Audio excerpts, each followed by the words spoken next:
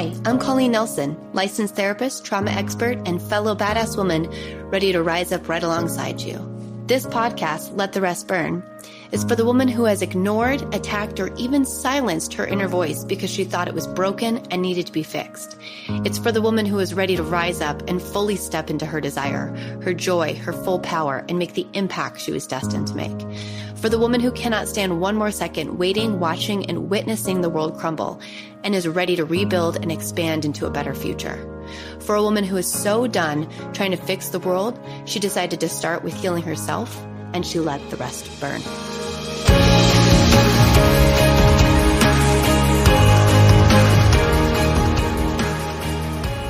Hello, and welcome back to Let the Rest Burn with Colleen Nelson. We are now in full swing in 2023, and I am starting off the year with our first shadow archetype, the wounded child. Now, this part of ourself is at the core of every single shadow self that follows. And so it's incredibly important for us to deepen our understanding as to why the wounded child is here in the first place and what her purpose is. In my last episode, I talked a little bit about shadows in general and the wounded child in particular, but today I'm really going to deep dive into how she shows up in our body. So I'm going to use the pronouns she or her because I identify as she and her, but obviously your inner child can identify how you identify. Our wounded and inner child, she likes to show up and tell us what has not worked in the past. In fact, what has led to pain in the past is something that our nervous system stores in order to keep us safe. And the wounded inner child is like the megaphone voice for our nervous system, right? If we were to talk about where these shadow archetypes were stored in our brain, it's going to be the hindbrain, which is the core center of the nervous system. Have you ever acted a certain way, especially maybe like during the holidays or at home with family, and wondered who that person was that even showed up to that event or why you acted the way you did? It's like you can be one person in a completely different situation, and then all of a sudden you're around your family and you don't recognize yourself anymore. Or you do, but it's just a very old past version of you. And this is because the part of your brain that gets activated around your family is the wounded child. Every single one of us has a wounded child because we're humans and the world is not perfect. And understanding humanity also means understanding trauma, and our brain adapts in order to understand how we can best belong. It goes back to attachment.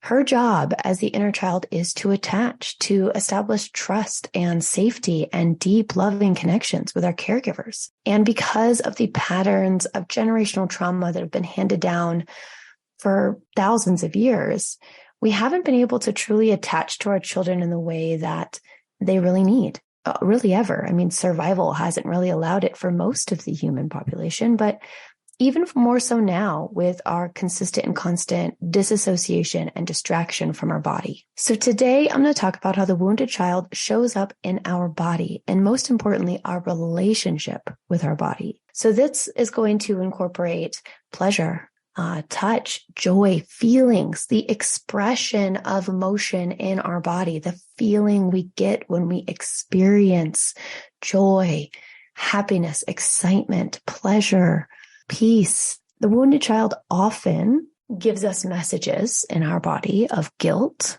shame, pain, sadness, fear. They're just a little louder, right? They're a little louder than the joy feelings. And ultimately, in childhood, many of our experiences of joy and love are intricately linked to experiences of pain, grief, and sorrow. You know, how much you love someone you bear witness to when you lose them, and you feel the grief for the loss of having them in your world. So this is one of those pieces that I think we really have to understand when we are looking at healing the wounded child is she really is extremely young. She is 3, 4, 5 years old, and she's just learning that the world isn't what she thought it was. And she's afraid and lonely and scared, and probably were not given the tools to regulate what those emotions do to her body. So this is where we begin the relationship with our body that can set the course for a lifetime. Did you feel feelings of hatred or frustration because your body was making you feel something you didn't want to? Sometimes our self-talk and the hateful comments that we make towards our body and ourselves start as early as 4, 5, 6 years old because we don't like the way our body is responding to an event, especially if our peers don't respond the same way. So for any of you that have maybe more highly sensitive physical experiences, whether that be sensory or empath or neurodivergent, there's so many different ways to say it now. Society wasn't necessarily accepting of these behaviors, feeling overstimulated, feeling someone else's emotion to a degree that we couldn't compartmentalize it. So how we compartmentalized it was to shut down our body and to stay up in our thinking brain and out of our feeling heart. As you get older and as you navigate the different realms of relationships, friendships, lovers, partners, children, coworkers, this is where your body is actually set up to teach you, inform you, and keep you safe. And because the wounded child is so overly concerned about belonging, it's like her number one fear is not belonging, she will make many of us feel hypervigilant in social circumstances when there really is no reason to be afraid. But if we learned long ago that our body is wrong or off or here to destroy us and our feelings are only going to make us feel worse, then we shut it down, we get angry, we compartmentalize, we push it away, we distract, and then we activate those other shadow archetypes, which we'll talk about in the coming months. But this is where if we don't honor the wounded child, we don't allow her to speak, I'm afraid, I'm nervous, what if they don't like me? And we don't hold space for her to express that. She develops some other ways of getting our attention. And so the best thing we can possibly do in these moments is to guide ourselves through the experience of fear as we wish a parent would have guided us through. So we hold space for our young child to tell us she's afraid, to feel the feelings in our body, to acknowledge that anxiety is real and fear is valid and it's okay to breathe and to come back to your body and just actually physically sit with your body for longer than 30 seconds. I want you all to ask yourself, when was the last time you actually just sat with your body, no distractions, like hand on heart, hand on belly, breathing for longer than like 5 minutes, especially when you felt a really difficult emotion. If you're not new to my world, you may have done this often only because this is something I love to force my clients to do with consent. But sitting with our bodies truly ignites an experience where we get to move through the fears of the past and recalibrate our nervous system up to the present moment. Honoring the wounded child really, truly begins the work of shadow work and ends the work of shadow work. It's like a big full circle. You start with the wounded child and you end with the wounded child because she's the reason for most of it. And she's the one that we have to kind of return to once we have, I think, the understanding and the wherewithal that it's safe. And we don't have to utilize any of these other mechanisms, the people pleaser, the perfectionist, the vigilante. We don't have to use the other archetypes. We can actually just address her. So we start with her and we end with her. Let's talk about our bodies for a moment. And in particular, let's talk about eating. Okay. I have a lot of experience with eating disorders. I worked in an eating disorder hospital for a couple of years, and I have worked with eating disorders in my private practice for almost a decade. And something that always comes up when we are healing and working through this is those moments in childhood where their body said, no, I've had enough. This is too much. And they were dismissed, disregarded, and sometimes even shamed for expressing that. So the way that someone gets control and feels like they have any say in their body is to restrict, to binge, to purge, to do a variety of eating disordered behavior in order to feel power again. So if you struggle with disordered eating, if you struggle with whether it's the quantity of food, the quality of food, food itself, I want you to really go back to the first places in which you interacted with food and what it did for you. You know, the feeling of hunger can make us feel powerful because we have control over something. It is the higher level thinking where we have to say, nutrition is actually incredibly important for my body. And to get to those high level thinking, we have to be able to work through the different layers of emotional pain, right? It's like a bypass. It's like a button where you can just say, I don't want to feel anything today, so I'm not going to eat. Or I don't want to feel anything today, so I'm going to overeat. And healing the wounded child in the body means acknowledging that she did the best she could at that time. And that although it was the wrong way of going about regulating her nervous system, it was a way that she chose.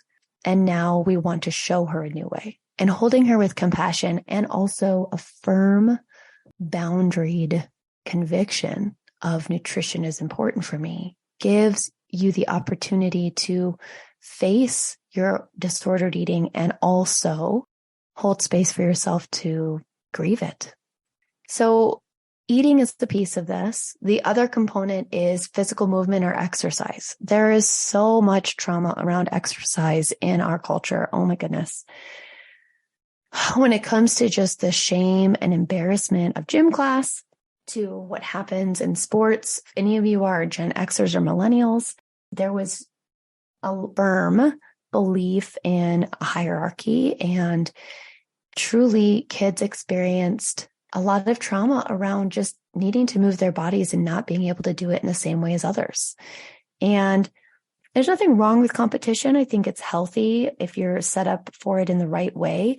But there's a difference between competition and comparison for belonging.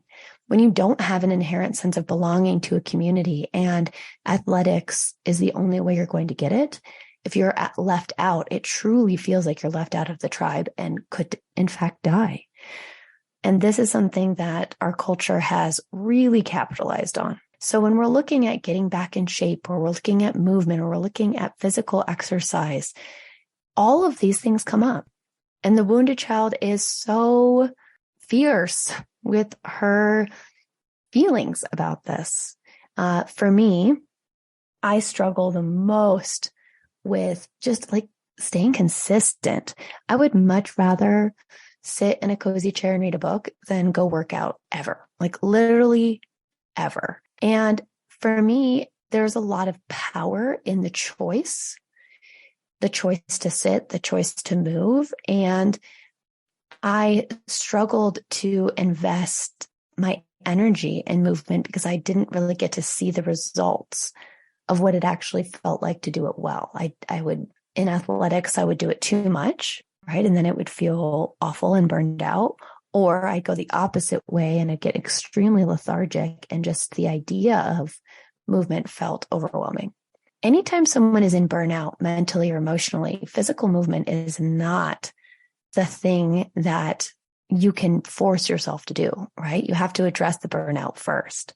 So the wounded child comes up and she says, no, I'm out, right? I just want to sit in the corner and read a book. Or actually, I'm going to overcommit to this physical exercise, and this is all I'm going to use. I'm going to escape my body by pushing it to its breaking edge.